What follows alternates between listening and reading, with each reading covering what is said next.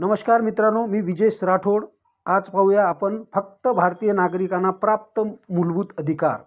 कलम 15, 16, 19, 29, 30। कलम 15, 16, 19, 29, 30।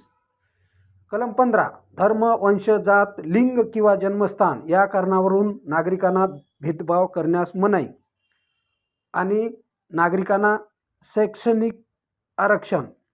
कलम 16 सार्वजनिक रोजगारामध्ये समान संधी।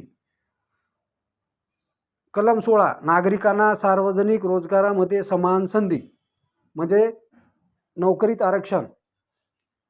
कलम 19 नागरिकांना 6 प्रकारचे स्वातंत्र्य। नागरिकांना भाषण स्वातंत्र्य, शांततेने विना सशस्त्र जमण्याचा स्वातंत्र्य, 3 संघटना स्थापन करण्याचा स्वातंत्र्य, संघ स्थापन करण्याचा स्वातंत्र्य। नंबर 4 भारतात राज्य क्षेत्रात मुक्तपणे संचार करण्याचा स्वातंत्र्य। 5 भारताच्या कोणत्याही राज्य क्षेत्रात राहण्याचा स्वातंत्र्य। 6 कोणत्याही व्यापार करण्याचा किंवा धंदा करण्याचा स्वातंत्र्य।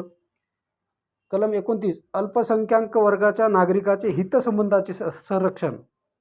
कलम 30 अल्पसंख्याक वर्गाच्या नागरिकाचे शैक्षणिक संस्था स्थापण्याचे व त्याचे प्रशासन करण्याचा हक्क। मित्रांनो, इतर मूलभूत अधिकार भारतीय व्यक्तींना आणि भारतीय नागरिकांना सुद्धा प्राप्त आहे।